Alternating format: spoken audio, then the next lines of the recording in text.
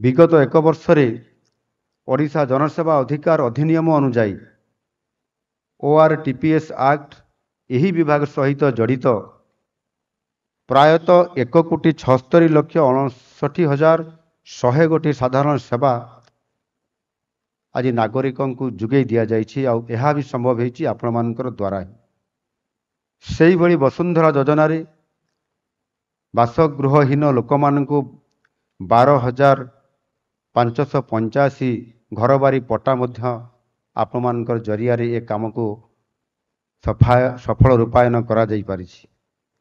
राज्य में अनेक शिक्षानुष्ठान सरकारी जमी दीर्घदिन धरी दखल सत्वे से पट्टा केवे पाई पारु नथिले। स्थायी पट्टा नथिबारु से विभिन्न सरकारी अनुष्ठान सरकारी अनुदान पाइबारे वंचित होउथिले।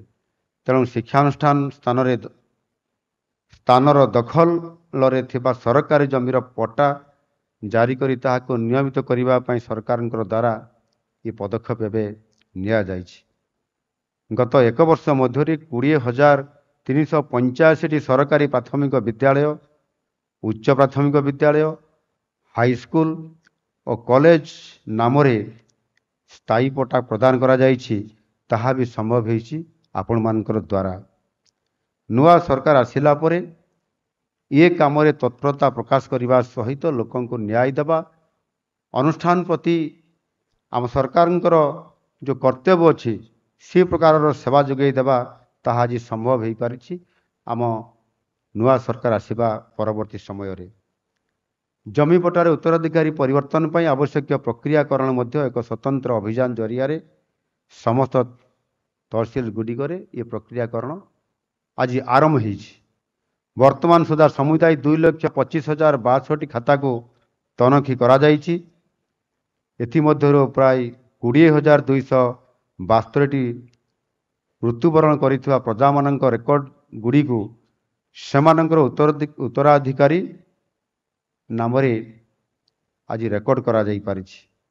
जहाँकि आगुरी करने को बहु वर्ष वर्ष धरिक प्रक्रियाकरण भितर रोला जोटा कि संभव होनुला आज ताहा बहुत कम समय भितर करा ये व्यवस्था को आधुनिकरण करा जाई पारिछि।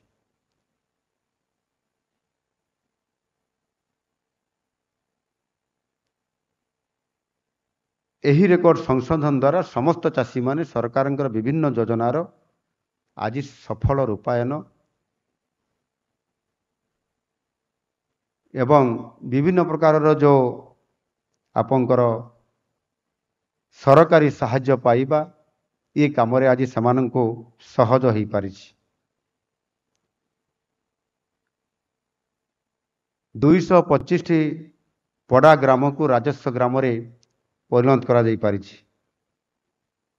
जनगणना कार्यपाई प्रशासनिक सीमा स्थिर हवा पूर्व जून 2025 सुधा नूतन राजस्व ग्राम योग्य चिन्हट करा ग्रामगुड़ी को राजस्व ग्राम घोषणा करने मध्य समय निर्धार्य करा जाइछि।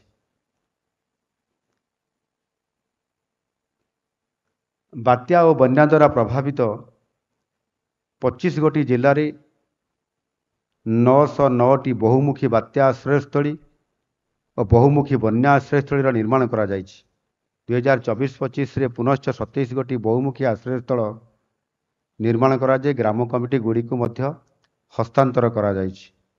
गणमाध्यम सामाजिक गणमाध्यम अंशुघात ग्रीष्म प्रवाह वज्रपात और घड़घड़ी बन्या सुनामी शीत प्रवाह पानी रे बुड़ी घटुवा विपत्ति और तार प्रतिहत निमंते निरापत्ता सुरक्षा आत्मरक्षा जीवन रक्षा ये संपर्क रे मध्य बहुल भाव सचेतनता सृष्टि करा जाउछि। विशेष कर वज्रघात जनित निरापत्ता और सुरक्षा व्यवस्था सचेतनता निमंते समस्त जिला को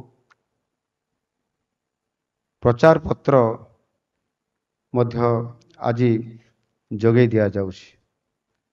आम सरकार आसिबार किछि दिन भितर एक बात्यार सम्मुखीन होइथिला आपण माने समस्त जानिछंती एवं विशेष करिकी आमर जो उपकूलवर्ती समुद्र उपकूलवर्ती कोस्टाल एरिया अच्छी यह उपरे जो प्रभाव विस्तार करिथिला ତାହାର ସଫଳ ମୁକାବିଲା ଯେଉଁ କରାଗଲା ସେଥିରେ ରାଜସ୍ୱ ଅଧିକାରୀମାନଙ୍କର ଭୂମିକା ସର୍ବାଗ୍ରେ ଥିଲା। ଜିରୋ କାଜୁଆଲିଟି ଅଭିଯାନକୁ ସାକାର କରିବା ପାଇଁ ପ୍ରାୟତଃ 8,01,000 ଲୋକଙ୍କୁ ସ୍ଥାନାନ୍ତର କରାଯାଇ 6,210ଟି ସୁରକ୍ଷିତ ଆଶ୍ରୟସ୍ଥଳୀକୁ ସ୍ଥାନାନ୍ତର କରାଯିବା ଏବଂ ବହୁତ କମ୍ ସମୟ ଭିତରେ ଏହା ଆପଣମାନଙ୍କର ଦକ୍ଷତାକୁ ଏବଂ ନିଷ୍ଠାପର ଉଦ୍ୟମକୁ ପ୍ରଶଂସା କରାଯିବାର ଆବଶ୍ୟକତା ଅଛି। ବାତ୍ୟା ପରେ ତୁରନ୍ତ ରିଲିଫ ଓ ପୁନରୁଦ୍ଧାର କାର୍ଯ୍ୟ ଆରମ୍ଭ ହୋଇଥିଲା।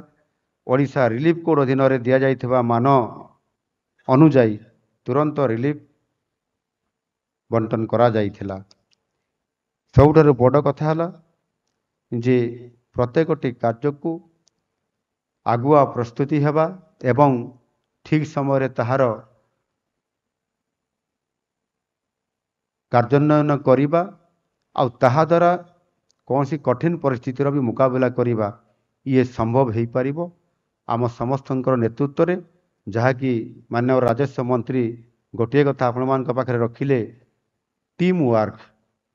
ଆମେ ସମସ୍ତେ ସେ ଟିମ୍ ୱାର୍କର କାମ ଆଜି କରାଯାଉଥିବା ଦୃଷ୍ଟିକୋଣରୁ ସରକାର ଏବଂ ରାଜସ୍ୱ ବିଭାଗ ଏବଂ ଅନ୍ୟ ବିଭାଗମାନଙ୍କ ସହିତ ମଧ୍ୟ ଆମେ ଯୋଡ଼ି ହୋଇକି ଯେତେବେଳେ କାମ କରୁଛନ୍ତି ସେତେବେଳେ ଯେତେ ବାଧାବିଘ୍ନ ଆସିଲେ ମଧ୍ୟ ଆଉ ଆଜି ଦିନରେ ଡିସାଷ୍ଟର ମ୍ୟାନେଜମେଣ୍ଟ କାମ କରିବାରେ ଭାରତରେ ସର୍ବାଗ୍ରେ ଓଡ଼ିଶା ରହିଥିବା କାରଣରୁ ଆମକୁ ସେଥିରେ କୌଣସି ପ୍ରକାରର ପରିସ୍ଥିତିର ମୁକାବିଲା କରିବା ଅତି ସହଜ ହୋଇଯାଉଛି।